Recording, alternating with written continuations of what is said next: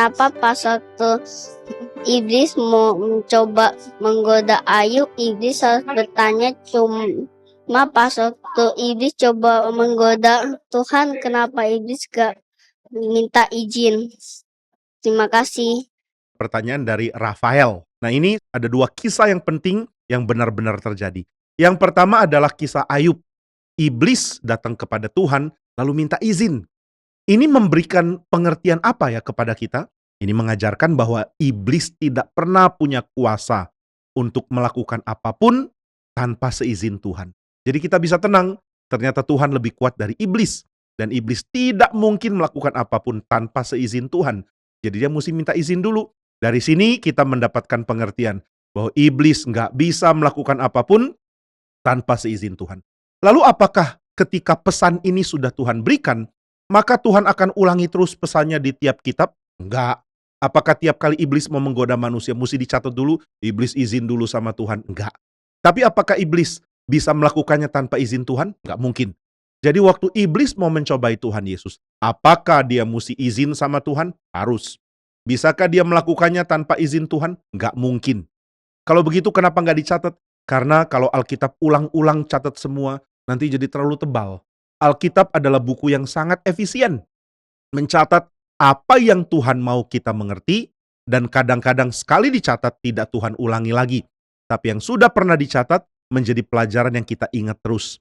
Jadi waktu sudah baca kitab Ayub kita langsung tahu, oh ternyata iblis mesti izin sama Tuhan ya. Ternyata iblis kuasanya terbatas sekali. Ternyata Tuhanlah yang memiliki kuasa yang tidak terbatas. Kuasa yang mutlak. Dan segala yang terjadi, itu terjadi di dalam izinnya Tuhan. Nah inilah yang kita mengerti dari kitab Ayub, dan dari situ kita akan terapkan ke seluruh bagian dari kitab suci, bahwa iblis tidak mungkin melakukan apapun di luar izin dari Tuhan. Inilah yang kita bisa mengerti dari kisah itu. Kenapa Barnabas, Paulus pergi? Terima kasih Pak Jini.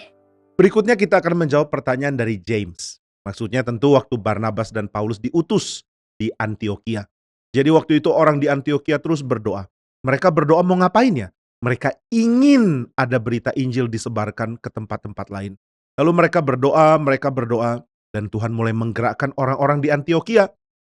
Tuhan mulai menggerakkan kepada mereka untuk mulai memilih orang supaya diutus pergi menjadi pekabar Injil di seluruh daerah yang Tuhan mau mendengarkan Injil. Nah maka mereka menyiapkan 2 orang, yaitu Paulus dan Barnabas karena Roh Kudus yang pilih. Nah, kenapa Roh Kudus pilih 2 orang ini? Roh Kudus pilih karena Tuhan yang berkehendak untuk memakai mereka. Tuhanlah yang sudah siapkan Paulus dan Barnabas. Tuhan sudah siapkan Paulus dari waktu dia masih di kandungan ibunya, dari waktu dia dilahirkan, dia masih kecil, Tuhan sudah bentuk dia. Begitu juga Barnabas. Tuhan sudah pilih Barnabas untuk ditugaskan. Dari awal Tuhan sudah pilih. Tapi meskipun Tuhan sudah pilih dari awal, Tuhan baru akan menyatakannya di dalam waktu yang khusus. Jadi ketika waktunya sudah tiba, Tuhan akan bilang, sekarang saya mau panggil Paulus, sekarang saya mau panggil Barnabas untuk memberitakan Injil. Kenapa Paulus dan Barnabas? Karena Tuhan yang pilih. Kapan Tuhan pilih? Dari waktu mereka masih di dalam kandungan ibu mereka. Tuhan sudah pilih. Demikian juga dengan kita. Tuhan sudah pilih kita loh. Termasuk Tuhan juga sudah pilih James untuk melakukan kehendak Tuhan. Tapi kapan kita bisa tahu? Nanti pada waktunya. Sekarang sudah tahu, ada yang sudah tahu, ada yang belum. Tapi kita semua akan mengerjakan yang Tuhan mau, dan Tuhan akan nyatakan. Cara nyatakannya bagaimana? Ada banyak cara. Kadang-kadang dengan gerakan hati kita, kadang-kadang dengan ada masukan dari orang-orang di sekeliling kita, kadang-kadang dari melihat kebutuhan yang ada, lalu kita mengatakan, aku mau jadi hamba Tuhan, atau aku mau menjadi pekabar Injil, atau aku mau menjadi orang pemerintah yang baik, atau aku mau menjadi pengusaha untuk menolong orang. Nah ini adalah panggilan Tuhan. Kiranya Tuhan memberikan jawaban yang memuaskan dan memberikan kita pengertian.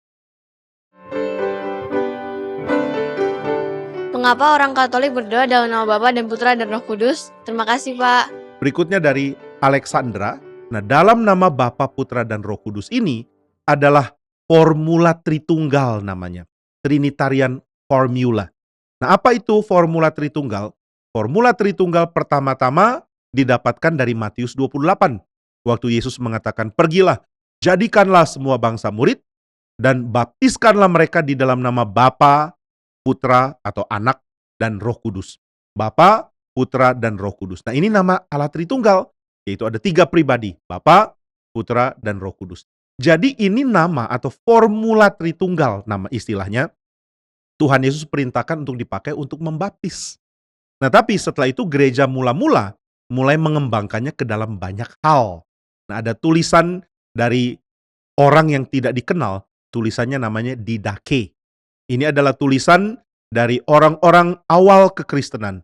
Mungkin penulisnya hidup satu zaman dengan para rasul, tapi bukan rasul. Nah, ini tulisan ada di dalam sejarah gereja meskipun tidak masuk Alkitab karena memang bukan bagian dari kitab suci. Tapi di dalam tulisan itu, formula Tritunggal yaitu Bapa, Putra, dan Roh Kudus dipakai untuk membaptis dan juga dipakai untuk menyatakan sesuatu yang penting yang berkait dengan iman dari orang-orang Kristen. Lama-lama dari gereja memakainya untuk doa. Lalu dipakai juga untuk sesuatu yang mau mendapatkan anugerah dari Tuhan sebelum dilakukan. Misalnya, mau melakukan perjalanan, ayo kita lakukan di dalam nama Bapa, Putra, dan Roh Kudus. Mau melakukan ini, mau melakukan itu di dalam formula Tritunggal. Tetapi di dalam tradisi Protestan, kita mau kembali ke kitab suci. Dan di dalam kitab suci, dikatakan di dalam Matius 28, baptislah mereka di dalam nama Bapa, Putra, dan Roh Kudus. Jadi kita di dalam tradisi Protestan melakukan formula Tritunggal, membacakan atau mengucapkan dalam nama Bapa, Putra, dan Roh Kudus. Ini untuk sesuatu yang berkait dengan baptis. Misalnya waktu orang dibaptis di dalam nama Bapa, Putra, dan Roh Kudus. Atau ketika memberi berkat di dalam nama Bapa, Putra, dan Roh Kudus. Karena ini juga ada di dalam Alkitab. Waktu Rasul Paulus menulis surat dan menyatakan berkat, dia menyatakan berkat di dalam nama Bapa, Putra, dan Roh Kudus. Tetapi kalau doa, di dalam Alkitab dikatakan berdoalah dalam nama Tuhan Yesus. Lalu kita berdoa ditolong oleh Roh Kudus dan kita berdoa kepada Bapa di surga. Itu sebabnya di dalam tradisi Protestan, termasuk kita di GRI, kita tidak berdoa memakai formula Bapa, Putra, dan Roh Kudus, tapi kita pakai dalam nama Tuhan Yesus. Karena itu yang lebih sesuai dengan apa yang Alkitab ajarkan. Semoga dapat memberikan jawaban untuk pertanyaan ini.